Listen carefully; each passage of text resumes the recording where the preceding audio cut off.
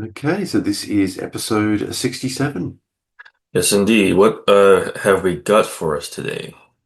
Only a couple of I've only got a couple of things today. Mm-hmm. So I've got Great Men of History, and I've also got there's a class action with the Australian Defence Force that I want to mention. Mm-hmm. But I want to mainly mention in relation to what the media's been doing with it, which is kind of interesting. So, Okay. and All I right. and I believe you had something as well to do with the Yes, protest. I've got a thing to say about something. So. Okay, no worries at all. All right. Maybe a short episode. I know we've said that before, and the episodes have gone a while anyway. But I Mhm. have a feeling tonight it may be a short episode. Today, maybe a short episode. You do sound low on energy today, so. I'm quite tired tonight, actually. Mm-hmm. Yeah, just had a lot going on, but probably Mm. more tired than I realised, actually.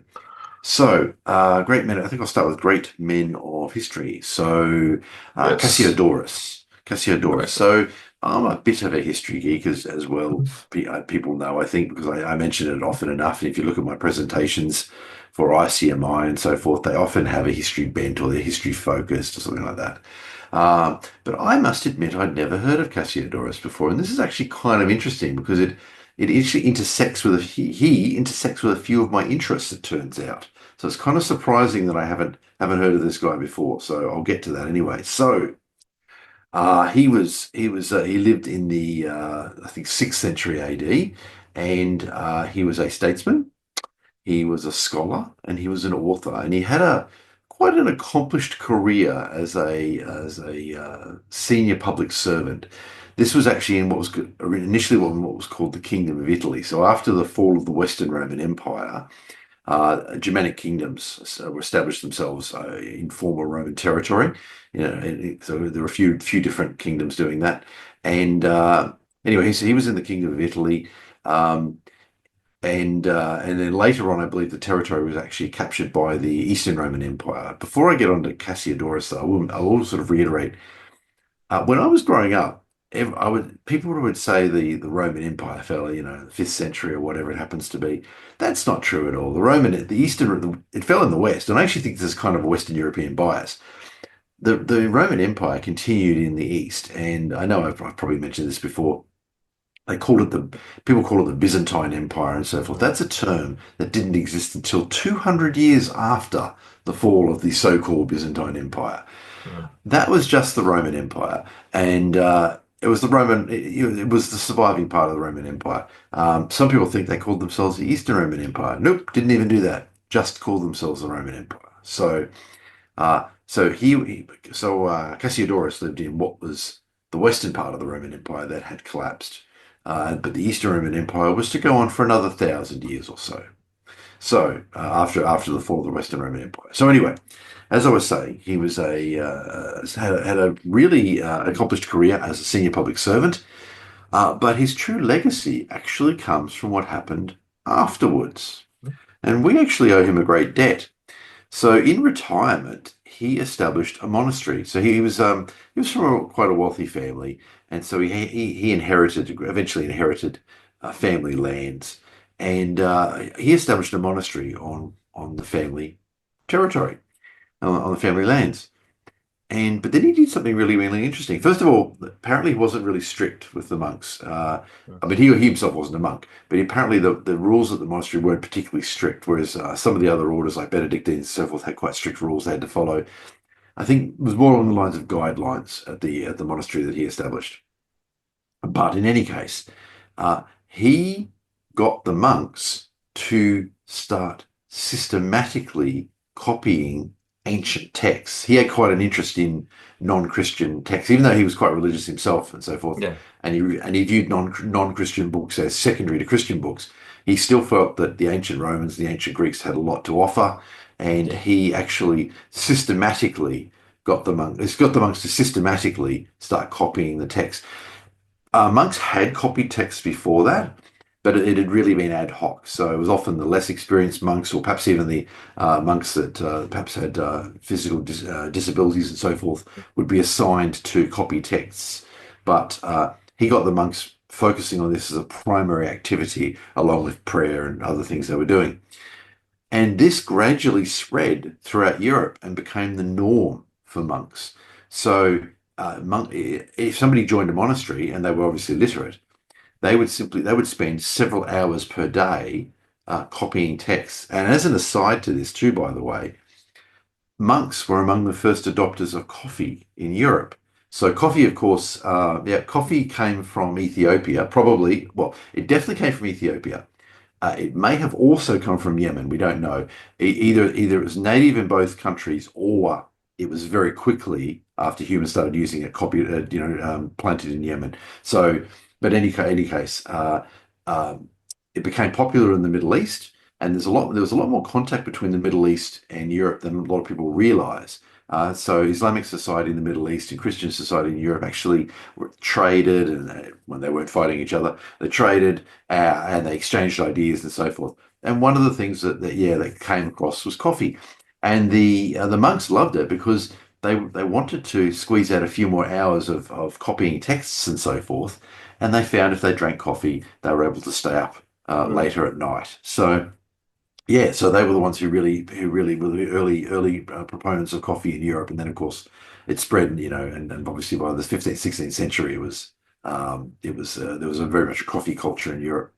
But a lot of people don't know, of course, yeah. So it came through from the Middle East, and there's been a coffee culture in the Middle East for even longer than Europe. Anyway, we really owe him. He's not the only one who helped to systematize this, but he's a major driver in this. We really owe him a debt of gratitude because the fact that so many ancient books survive through to the modern era is thanks to the monks who were copying it, and that is largely as a result of Cassiodorus pushing this idea. So I think that's absolutely fabulous. And this is where it kind of intersects with some of my other interests because I'm quite interested in backups and information, disaster recovery and information continuity and all that sort of thing. So you can imagine the types of things I've done for A Voice for Men, for example. I actually might even briefly talk about that. Let's So do some of the it. stuff Yeah. we have running in A Voice for Men. But when I've talked about these topics before, like backups before, I have often Mm. cited the monks in Europe, and I think monks in China were doing it too, actually, but the monks in Europe who would copy text and I realized a long time ago these were backups, right? So backups don't have anything to do with technology. We use technology to facilitate backups, but in reality, you can do backups without technology. If you want to copy a text, you can do it the hard way, right? That's still a backup, and that's Yes. actually what the monks were. That's what actually what the monks were doing. So I say to people today, don't be casual with your backups. And make sure you have good backups and make sure you test them and so forth, because it's so easy for us to do this stuff. We can get a computer to do it, right? Hmm. And there's very little work involved. Think back to the monks 1,500 years ago, 1,000 years ago, who were doing backups the hard way by spending hours writing every day. So Hmm. we have things so easy in comparison, and yet so many people ignore backups. So don't ignore backups. Anyway, so Exactly. yeah, so at A Voice for Men, there is a series of sites, voiceformen.com, gynocentrism.com, wikiformen.com, and there's a few others as well, various ICMI sites. They are running on various servers in containers, and so diverting into a technology discussion now, but I think it's worth talking about. And they are the databases for the Voice for Men sites are backed up hourly. And now this is an advantage where these days people do outsource a lot. And if you outsource, you really are beholden to the outsourcer and their schedules and so forth. And really, there's no outsourcer that's going to let you back up for every hour. So do consider your options if you are looking at doing backups, but whether you want to outsource, whether you want to insource. There's various options, but Mm. at a Voice of Man, I have things set up in such a manner as the backups are hourly. Every 3 hours, and this is a bit arbitrary. I could have made it two, could have made it four, whatever. I just picked three. Every 3 hours, the latest backup is copied to another system, which is actually on another continent, and the that is then run up in the latest version of the site is then run up. It's just for each of the sites is run up inside what's called a container, and that is tested to work, whether it's working or not, in exactly the same way using monitoring software that the primary site is tested. So I can say reliably the Voice for Men site can be restored from a backup because it happens every 3 hours. And if there's a problem with the backup, and it has happened on occasion that one of the backups has been interrupted or something, so I know it all works because the alerting has gone off and warned me that a backup has failed. And I just wait a few hours and it self-corrects. If a backup was failing for more than about 8 hours, then that might be something I might want to think about and look at why. But normally, normally if one backup fails, the next one will run and it will report a recovery. So that's how it started a voice from in, and it's not very hard to do. It does take a little bit of work to set it all up, but in terms of automation, but it's none of it's difficult. It's just a little bit of work. But yeah, once set up, I set that up several years ago, and now it just runs like clockwork and has done so for several years. So I can say reliably that we could restore the voice from insight sites from if there was a disaster on the primary site because I do it all every 3 hours automatically. And as I said, I'm alerted if it ever fails. There's a lot of other monitoring that goes on as well. But yes, so I'm always quite passionate about backups. And old Cassiodorus obviously was too, even though he may not have thought of it in those terms. But really what he was doing was backing up these important documents. And enormous quantities of these books survive through the modern era thanks to his work. And they said there were a couple of other people too, but he was a big driver behind it. So Exactly. Cassiodorus, and I can't believe that it's taken me this long to learn about this guy, given that it intersects my interest in backups and disaster recovery and business continuity and history. So there you Right, right, right, thank you, right. Cassiodorus. Exactly. So what I'm understanding is that it was the Ostrogoths that they were kind of in conflict, somewhat in conflict with, and they were always destroying the documents, so this is, even though they were like off in the countryside, right? So aside from the mere spirit of historical preservation, there was a more practical purpose to this, I think, Right, at the because the, time. the the Ostrogoths were Arian Christians, so yeah, that's right. There were different strands of Christianity, and the Arian Christianity, which has nothing to do with Arianism in the Oh, yeah, modern it's sense, by the way. yeah. Yeah, Let's get yeah, that out of the way. it's just a coincidence that happens to be called that. But Arian Christianity doesn't really exist anymore. It's essentially it was a dead end branch, and so. But yeah, that's right. The different strands of Christianity were in conflict, and I think that's right. You did see the destruction of books that didn't agree with one particular strand's view of the world. So, yeah, so that's right. That was a big conflict that was going on, big theological conflict that was going on in Europe at the time. I think essentially Catholicism versus Arianism. Sure. Yeah. So yeah, I got a, Um, it, I got so I have something adjacent to uh the idea of backups that I kind of wanted to talk about. So my dad came from a like a farming sort of a family, right? Both my parents did, but my dad especially. And and it was a pretty big family, like a large set of siblings, as many farmers may have, right? And but dad turned out to be one of the more out of everybody in the family, the more tech-oriented one in the end, I suppose, roughly speaking. And and so one thing he did when I was growing up is that so we would have these VHSs and like a whole wall of VHSs when I was growing up, right? those were the And days. Yeah. right, and likewise, like a box of cassettes of country tapes.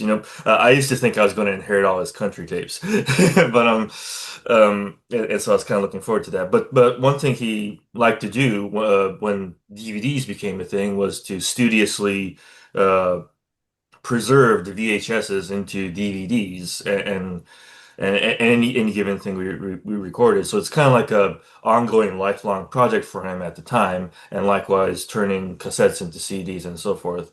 Yeah. And when media became more digitized, it's a lifelong project that's sort of going to this day, depending on how much video data accumulates, and putting it into like several terabyte hard drive and putting it on a Plex account or something like that, Yeah. Right. and a continuous process of preserving and Yes. copying, backupping. So he was like the guy who was savvy about doing such a thing, and I'm kind of sort of following in his footsteps myself with the Good. backups. And uh, Good. so, I still use CDs. I know the benefits of digital copies on your hard drive and everything like that. But every time I would get a CD, and yes, I still get CDs. You will never shame me for it. I'm not talking to you, Robert. I'm talking about the audience. Yeah. Yeah. um, but I always make a copy of it, and I play it in the car to make sure it's still running right. Because I'm Yep. glad I do that because sometimes I run into a bad copy and I have to make a new one. So in a way, I'm kind of sad that the CD is starting to kind of go on the wayside Yep. because it's kind of hard to kind of get them in like stores or something like that. You kind of have to special order it from somewhere sometimes, and so that's a bit sad. And I'm kind of concerned about things like the cloud and reliance on streaming and so forth. It's kind of getting away from you, the possession of your own media and so forth. So Cassiodorus is kind of reminding me about all this. So I'm just decided to pontificate on that a little bit. So you actually mentioned a couple of interesting points there. I actually wouldn't mind following up on. So Yeah, my sure. rules for a backup are the backup should be offline, offsite, and tested. And what Yes. that means is when you talk about CDs, that's a perfect example of an offline backup. Quite a lot of people these days only do online backups, and you really do need to be careful. There are ways of doing it that will protect you. For example, if you do revision control and people can't just delete the old revisions, maybe you can get away with it. But there are various attacks that can be made against backups, like encryption attacks and so forth, to essentially hold data hostage, where and it's fairly common. They'll attack the primary system, take it down, and even go and encrypt backups or whatever, and then essentially demand money in order to provide the encryption, the ability to decrypt that data. Um, but if you have an offline backup, you'll be protected against that because you can't be protect you can't be subject to a purely online attack. Somebody would have to somehow find a way to get to your offline backups, which is much harder. And offsite, of course, is important because that protects you from physical problems. If something were to happen to your primary site, you want your backup site to be far enough away that it doesn't have they're not both impacted. And of course, tested because the only thing you know is that it worked the last time you tested it. So I'm glad you mentioned that about the CDs. One of the problems with CDs I get or DVDs is the capacity issue that storage is growing and they're sitting at about I think they were 4 gig. Did they ever go past four? I don't know. Maybe I don't know. Oh my God. There might be For discs, but yeah, yeah, it's one of those DVDs. things. Yeah, DVDs Yeah, are obviously kind of many yeah. times that of a CD. So, But but in terms of the number required, could mhm. if you're backing up a lot of data. But yeah, if you're measuring it in the gigabyte range, then the DVDs are great because or CDs in because they're so light and portable. So, Mhm. but it's interesting you mentioned what your dad's doing, which is it's because it does talk about it does raise an interesting issue on preservation. So Right. far. Yeah. Go ahead. Go ahead. Sorry. That's right. So far, we don't have any storage media that will last indefinitely. There are experiments going on, and there's that people have been talking about holographic storage in crystals and all sorts of things. But right now, all storage media seems to have some sort of limit in its lifespan. LTO tapes are quite good. They do last apparently decades. I think they're essentially at the oldest tapes are about 30 or 40 years old, I guess, and they're still restoring data. But I don't think they may not last much longer, the oldest tapes. So one of the interesting things about data preservation is you actually have to keep recopying the data, goes back to what your dad is doing. So where as the media perhaps fortunately the media changes over time, the physical media has kind of prompted people to do this. But we still need to be aware that as the decades move on, as the centuries move on, that we have to keep copying the data because you can't just copy to some sort of backup put it on a shelf and expect it to work in 200 years because it almost certainly won't. And I know government archival organizations are taking this very seriously, where they're trying to archive old movies, for example, and they're just periodically copying the images again, copying the files again onto new media, so that they have got that retention.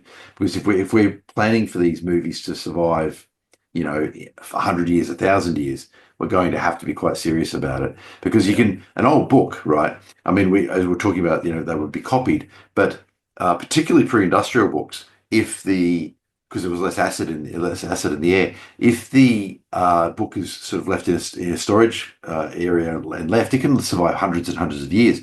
But digital media so far can't really do that.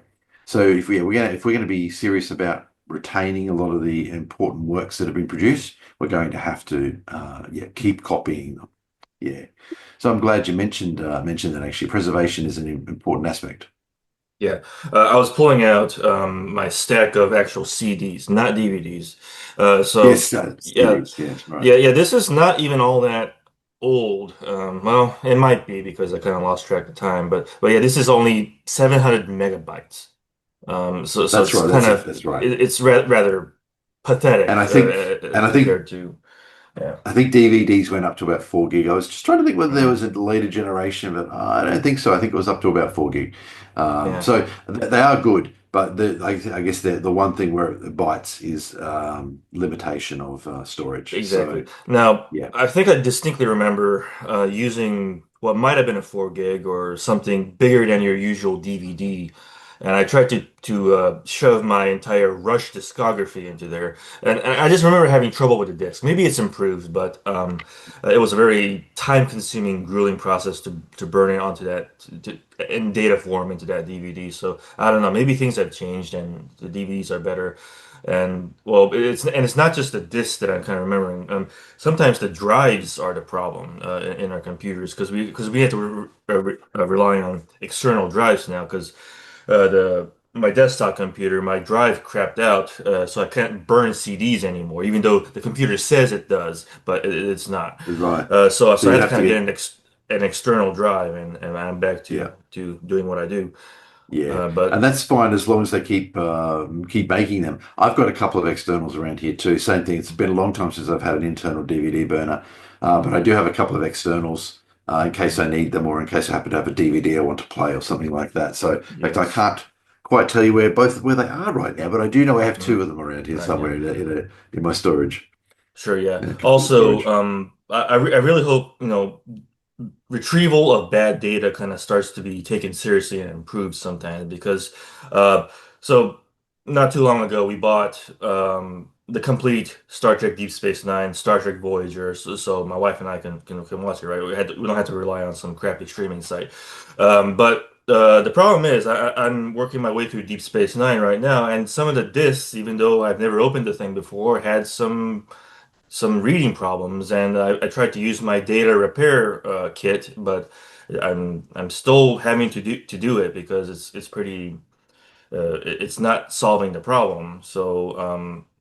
Uh, so I wish this sort of thing kind of gets taken a little bit more seriously, and that we're not consigning ourselves to things like the cloud or just relying on streaming sites and not having personal possession of our own media that we purchase and acquire. You had something?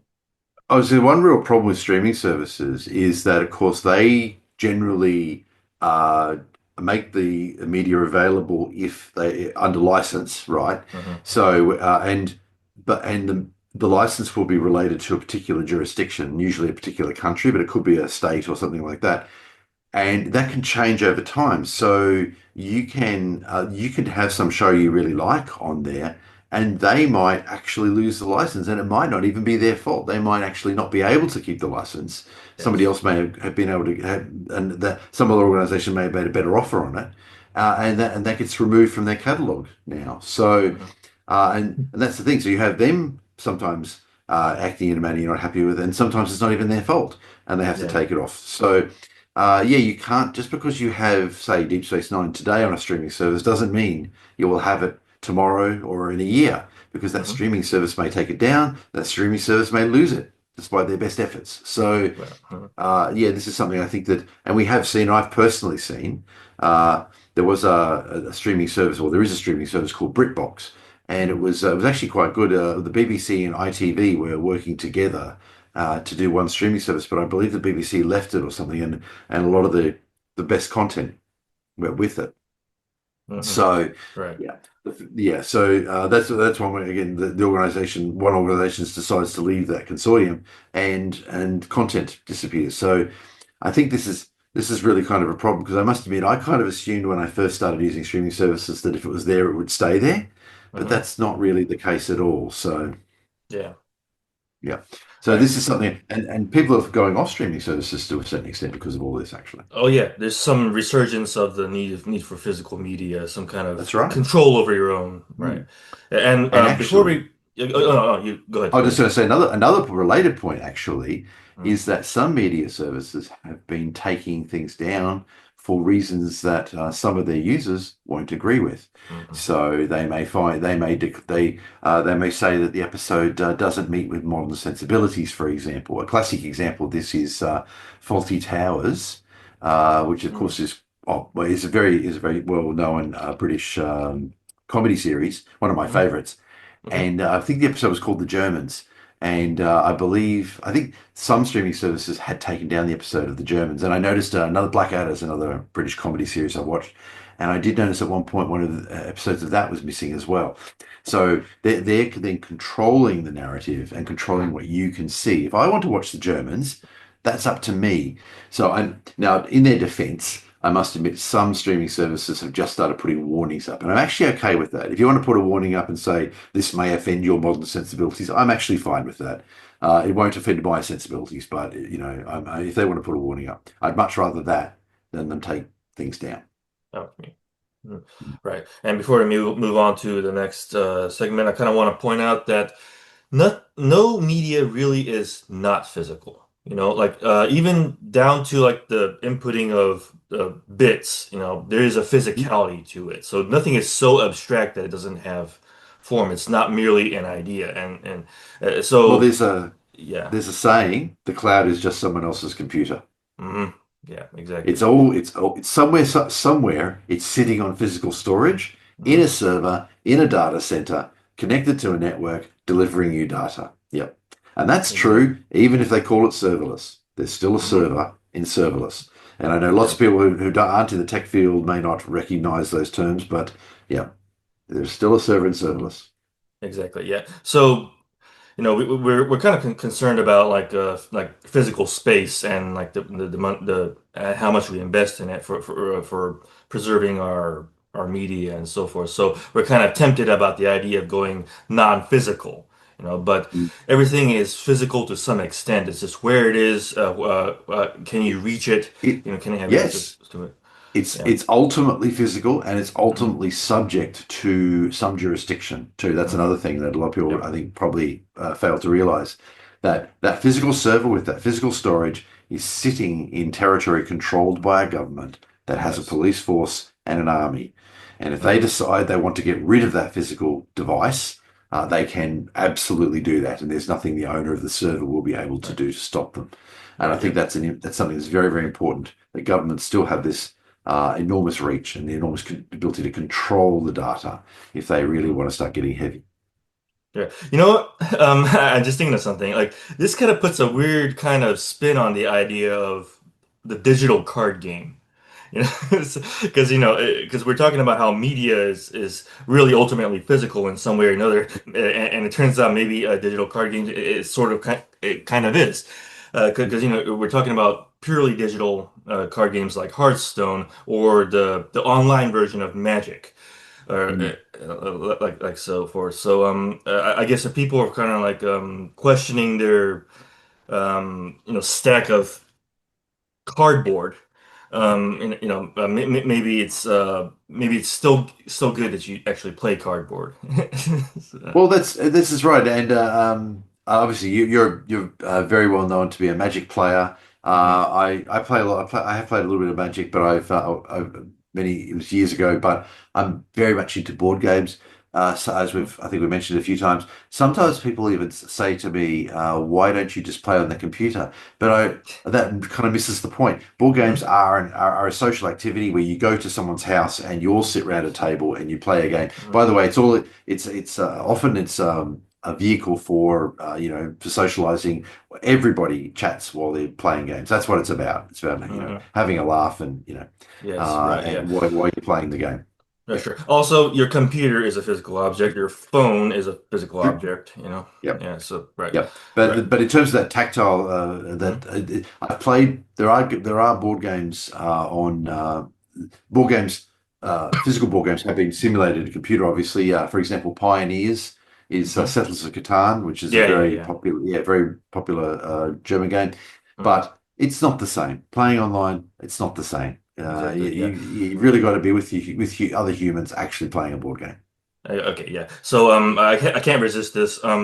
So yesterday I played a bit of a draft at the shop, right? Because Saturdays are where usually when drafts happen in certain months, and uh we're playing the Spider-Man set, right? Because we're Magic's kind of going deep into this like other IP kind of thing. So we have a Spider-Man set, and we've been drafting it, and well, I want to show off something. I won this Spider-Man poster. Oh, And yeah, congratulations. yeah, right.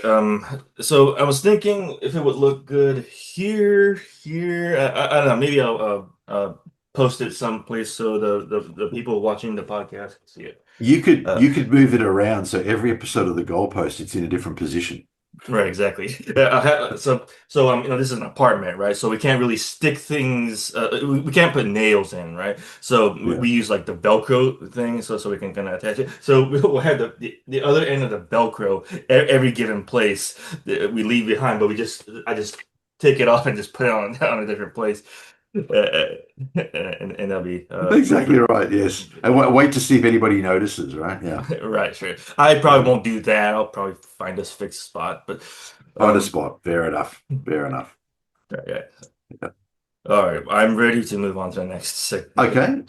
I've got my next one is the Australian Defence Force class action. So this is kind of really interesting. It's not so much about the class action itself. It's about the media response. And well, actually, that's often the case, isn't it? That we're often talking more about the media response than what's actually happening in a particular allegation. So what this class actually is, so the ADF, the Australian Defence Force, it's made up of essentially Air Force, Navy, Army, and it covers all three branches.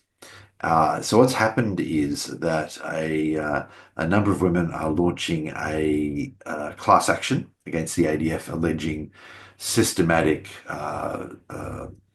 sexual harassment and even sexual assault and so forth. The question is, what's that number? Notice I said a number of women. Mhm. So if you look at the media reports that have been out in Australia in the last couple of days, they say things like thousands of women to participate in class action against the ADF. Thousands of women. That's pretty serious. Okay, let's look at the article. You look at the article. Now this number could change. This is as of a day or so ago when I looked at this. Right, the number of women who were involved in the class action was four. Four women are involved in the class action. Now maybe it will grow to thousands, but right now it's four. So what they were saying was there essentially had been thousands of women in the Australian Defence Force, and therefore there could theoretically be thousands of women participating in the class action, which of course is entirely different to suggesting that thousands of women are or are intending to.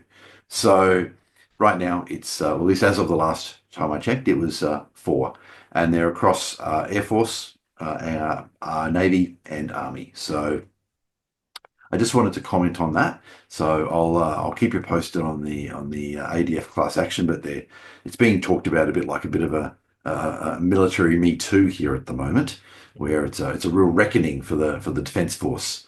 But if my attitude is always the same, if an offence has been committed, let's make a complaint to the police and present your evidence, and let's have a look at the evidence. So, but and some of these four women have made serious allegations, and they should be looked into. But the media reports of thousands of women are just nonsense.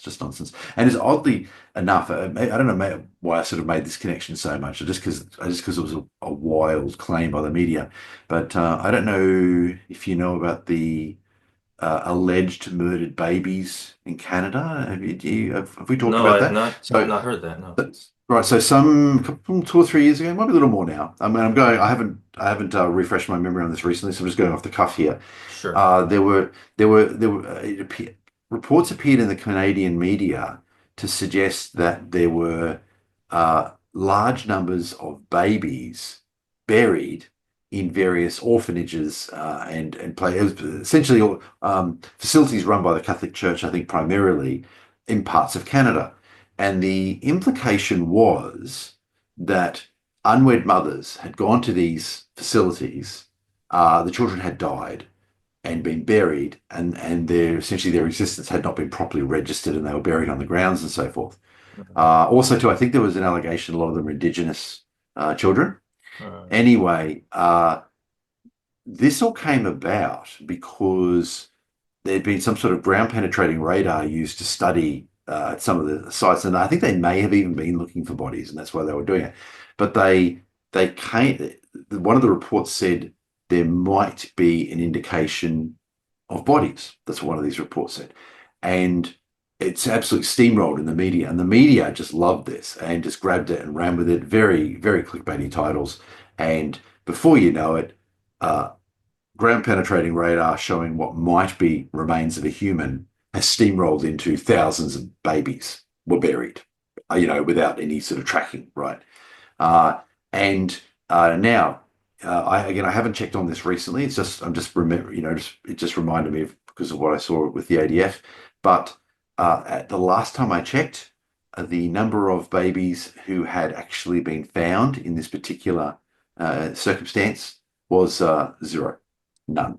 So not a single example had actually been found where these babies were being buried. Now, that's not to say that there weren't babies buried on, and maybe even illegally and so forth. But the idea that there's some sort of systematic thing going yeah. on with the Catholic Church or another organization, it's just nonsense, right? Mhm. And you even had the former Prime Minister of Canada, Justin Trudeau, lamenting this and so forth. Now, he's the Prime Minister. He must have been informed of what was really going on and that there was no actual evidence it was true. So yeah, you had all these claims, and it's just died down as these things do. The outrage has happened, and now the world has moved on. And the fact that and most people, there are lots of people who believe it happened. It just didn't happen, right? The Yeah, it was all built up on what started as some evidence, and by all means, excavate the land and have a look. Oh yes, a lot of the land was not excavated, by the way, and there were various reasons given as why that was the case. But if you think there are human remains there, by all means, excavate the land. Let's find out for sure whether there are or not. Sure. But anyway, it just reminded me of this where we've got this claim where thousands of women are making these accusations. No, as last I checked, the number was four.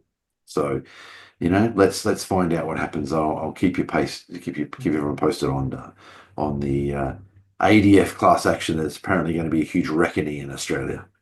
So Yes. the media tells us. Yes. Mhm. But as I said, as always, if offences have been committed, if people have acted outside what's appropriate inside a military structure, by all means, they should be called out and punished. But Yeah. I really need to see evidence. Mhm. So All right. ADF, yeah, that's all I had apart from Zoe McLellan. Well, it depends on how tired you're on or not. Because I could save Oh, my save some other things for later because you kind of wanted to seem to want to keep this short, and we are going on 40 minutes, which is past our standard for short. So it's that's up to you probably if you not want. a Hmm? that's probably not a bad one for All right, for I'll for save every. my what else I had for next time. I hopefully it's still a fresh topic. Oh, do But you want to, if it's urgent or if it's time nah, critical? well, I'll make it ultra short. How about that?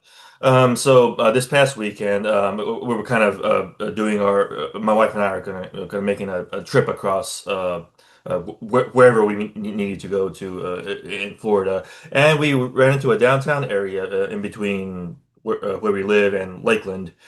This might have been in Lakeland, I'm not so sure. But we happened to come across a No Kings protest, and so I'm just looking at them, and it's just like mostly just anti-American sentiments here or there, or something mixed like Do you want to uh, go into the No Kings movement a little bit, well, let's perhaps? so I don't have any like huge data regarding that. I think most people are better versed in that. Mostly it's the sentiment that I'm kind of trying to parse through is that because we look at the No Kings movement and it's basically just leftist ideas. It's like you have to be a leftist in order to have an attitude of, not wanting a king or so forth. Because if you ask the average person out there, they're probably not a monarchist, save for the odd, well, monarchist. But Especially not the US. Exactly, yeah. But it's like it's some I'm reminded of the whole anti-racist thing from the Joe Jorgensen campaign, the former libertarian candidate. And how much of a backlash that got from our side, rightly so, because it seems like we're kind of invent like something that is more bent on fight like inventing, if not discovering more racisms to go against, and kind of accusing people of being racist and so forth. So this seems like finding a king to take down in everything you kind of see, and kind of and Trump himself is kind of like, aside from his joking, has come out and said, no, this is not a monarchy. I'm paraphrasing here. No, we don't have a king, so get over yourself. So it was pretty satisfying when he did that. But the one thing I wanted to kind of say about the No Kings movie is that actually found a group of pro-Trump people there as well. They were not presumably not part of the No Kings thing, but I'm assuming they were kind of like doing like a silent face-off or something like that. Because based on what I was seeing, there was like a group of Trump people, uh, kind of alongside several sides of the No Kings thing. So I'm assuming, you know, um, I wasn't going to do a videotape of them because the traffic was slow as it is, and I try to be more careful in slower traffic as much as I do in quicker moving traffic. So I opted not to do that. But it's just the sentiment was kind of awkward, and Now, I believe, as an aside, you are allowed to use a mobile phone, a cell phone, while driving in Florida, aren't you? I well, I have not really kind of delved into that one. It's like Yeah. it's when it comes to Florida, it's really kind of hard to tell whether something is more strict or what is more free, It depending on the was subject. So That was the case when I was in Florida last time I was there was October 2023, and I yeah, seem to recall that yeah, was. I was just making a comment, making a note of how because a lot of people live in jurisdictions where it's very very strict, hmm including me, where yes, it's nobody can even touch their phone in a lot of yeah, jurisdictions exactly, now yeah, sure, yeah. while Uh, driving. But I think yeah. Florida was allowing it, as I recall. Yeah, sure. Yeah, I did have a dash cam, but it was not really practical to kind of use in that sort of a situation. But No, fair enough. ultimately,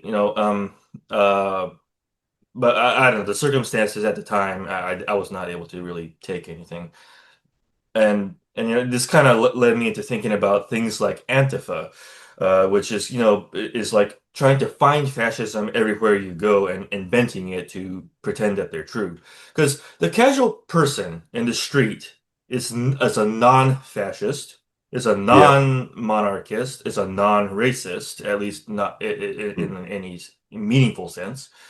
And so I question the efficacy of those anti-people. I think they're more.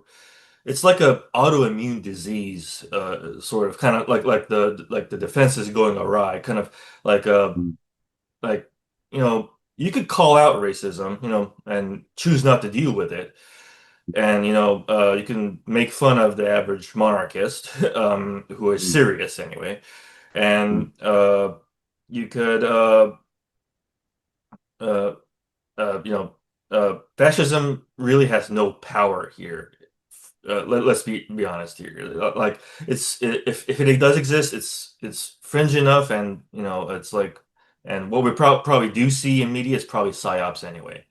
So um, it's just one of those things that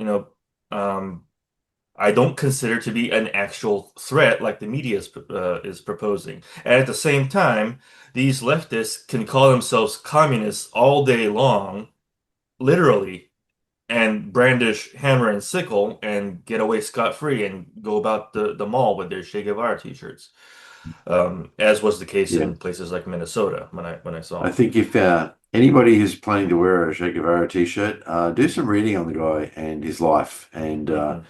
maybe perhaps rethink your choices. He was not a nice person at all. No, no, Uh, no, so yeah. yeah, a bit of a nasty piece of work actually. So not somebody to I think, regardless of an individual's views on on capitalism or whatnot. I think Che Guevara is not the type of person that I think who should be idolized. Right, sure. Yeah. And we are, downright cordial to the trans people compared to this guy. Exactly, Yeah. quite right. I think that's right. More than a few Yeah. people who wear Che Guevara t-shirts would have found themselves thrown off the top of buildings, I think, by Mr. hmm Guevara. So, Right, yeah. yeah, yeah, Exactly. And that's really all I had. I saw it happen, and it's but it just seems like a fringe sort of thing in Florida because Florida is much more marginally sane when it comes to certain attitudes. I would like to think, it's why I'm okay. still glad to be here. But there's always going to be Was morons, and Yeah, was that a if you don't mind asking, was that a contributing factor in your decision to move to Florida? is a contributing factor. Contributing Yes. factor? Right, Yeah, right, yeah. I'm yeah. sure there are often many reasons why someone moves. hmm Yeah, yeah, Uh-huh. yeah, Oh yeah. Yeah. yeah. And that's all I got. Yeah, no, fair enough. I did just had a quick look. Apparently, are some restrictions on the use of cell phones while driving in Florida. So I'd encourage everybody driving in Florida to keep themselves up to date with the latest laws. I think it is fair to say that compared to many jurisdictions, Florida is probably more relaxed about it than where I live. And actually, I'll get on one other comment about monarchists in a moment too. But where I live, Sure. it is an offence to touch your phone while driving. It doesn't matter why you're touching your phone. It is an offence. If you're caught touching your phone, there is a quite a nasty fine attached to it. Yeah. Also, to the other comment I wanted to make is, of course, I'm a citizen of two countries that both happen to be constitutional monarchies, Right, right. not hmm republics, right? Not hmm constitutional monarchies. Yeah. They happen to have the same monarch. hmm What is Did I interesting strike a about nerve about the monarchy thing? What's this? Was Did, no, did no, I no. did Well, I'm I not. I am not a monarchist. I'm not oh definitely okay, right. not a monarchist. Not a monarchist. In 1999, Australia voted to had a referendum to become a republic. I hmm voted in favour of becoming a republic in 1999. We lost, and Australia Oh. is still a constitutional monarchy. At some point in the future, Australia will again have another referendum to vote on becoming a republic. That will very likely pass, and I expect to vote to be a republic again in that referendum. Might be 5 years from now, 10 years, who knows? But anyway, it's very likely the next one will pass. But so both Australia and Canada are constitutional monarchies, and as a result, each of these countries has a fairly substantial number of people who are genuinely monarchists. And they really like, and maybe some people listening or watching now are monarchists as well, and they like the monarchy. And Sorry to make fun of you. that's all good. I No, no, I'm not talking about the people yeah, who are yeah, watching who are yeah, monarchists. yeah. Yeah, yeah. I don't think inheritance personally. I don't think inheritance is a good basis for government. And but I would rather see people who are competent, capable, and willing to do the Yeah, work of course. to rise to the top. There are people. I've heard the argument. So I've talked to lots of monarchists about this topic, hmm uh, Right. and some people like the idea that the our head of state is living far away and is completely divorced from Australian politics or Canadian politics, as they see that as an advantage. But I've actually kind of got a bit of a counter argument, actually. So both Australia and Canada have a Governor General who, by the way, the plural is Governors General, not Governor Generals, Governors General. Anyway, uh, they take the role of the monarch when the monarch is not physically in the country. So for day to day, they're acting as the head of state. But in reality, the head of state is King Charles III, who lives in the United Kingdom. Anyway, um, the governors general in both Australia and Canada have intervened in the political system when it has become necessary. It happened in 1975 in Australia, and in Canada, it happened sometime in the 1920s. I think it was 1926, where they stepped in. Essentially, politics had essentially ground to a halt. There was some sort of internal problem, and they couldn't move, and the Governor General could step in and essentially get things moving again. Compare this to Brexit. Okay. Brexit essentially immobilized British politics for several years. I mean, for about 4 years, the British Parliament essentially just sat there arguing about Brexit versus doing other things. Queen Elizabeth II did not intervene. And I think had that situation been happening in Australia or Canada, the Governor General would have been stepping in and dealing with it. That can actually mean up to and including firing a prime minister and appointing a new prime minister, which has actually happened.